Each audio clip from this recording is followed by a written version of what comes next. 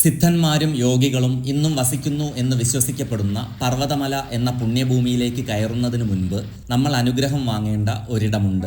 അതാണ് പർവ്വതമലയുടെ അടിവാരത്ത് പച്ചപ്പിന്റെ ദേവിയായി കുടികൊള്ളുന്ന പച്ചയമ്മന്റെ സന്നിധി.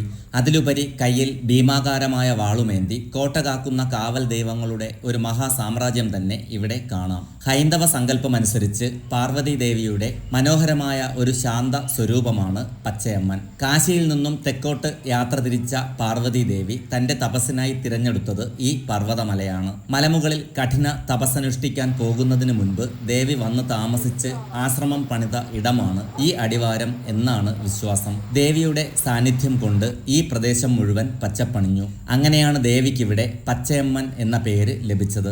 ഇവിടെ വച്ച് തപസ് പൂർത്തിയാക്കിയ ശേഷമാണ് ദേവി ശിവനൊപ്പം തിരുവണ്ണാമലയിലേക്ക് പോയതെന്ന് ഐതിഹ്യം പറയുന്നു. ഈ ക്ഷേത്രത്തിന്റെ ഏറ്റവും വലിയ പ്രത്യേകത ദേവിയുടെ കാവലാളുകളായി ആകാശമുട്ടെ ഉയർന്നു നിൽക്കുന്ന സപ്തമുനികളുടെ ഭീമാകാരമായ പ്രതിഷ്ഠകളാണ്. കയ്യിൽ വാളുമേന്തി തിന്മകളെ വെട്ടിനിരത്താൻ നിൽക്കുന്ന വാൾമുനി, ചുവന്ന ഭാവത്തിൽ രൗദ്രതയോടെ ഭക്തർക്ക് കാവലൊരുക്കുന്ന സെമ്മുനി, കയ്യിൽ വലിയ ഇരുമ്പ് ചങ്ങലകളുമായി ദുഷ്ടശക്തികളെ തളയ്ക്കാൻ നിൽക്കുന്ന സൻഗിലിമുനി, വലിയ ജടാമുടിയോടെ ആത്മീയ ശക്തിയുടെ പ്രതീകമായി നിൽക്കുന്ന ജടാമുനി, ശാന്തവും എന്നാൽ ശക്തവുമായ ഭാവത്തിൽ അനുഗ്രഹം ചൊരിയുന്ന മുത്തുമുനി, തനതായ നാടോടി ആചാരങ്ങളുടെ വന്യമായ ഭംഗിയോടെ നിൽക്കുന്ന ലാടമുനി, അറിവിൻ്റെയും മന്ത്രശക്തിയുടെയും പ്രതീകമായി നിലകൊള്ളുന്ന വേദമുനി.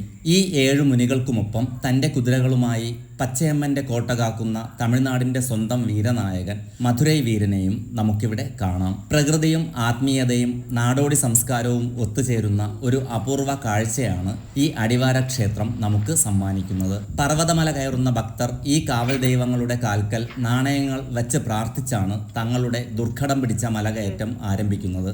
ഇവിടെ ശ്രീകോവിലിലെ പച്ചയമ്മന് സാത്വിക പൂജകൾ നടക്കുമ്പോൾ പുറത്തുള്ള കാവൽ ദൈവങ്ങൾക്ക് ജനങ്ങൾ തങ്ങളുടെ നാടോടി സംസ്കാരത്തിന്റെ ഭാഗമായി ചുരുട്ടും മദ്യവുമൊക്കെ വഴിപാടായി നൽകുന്നു.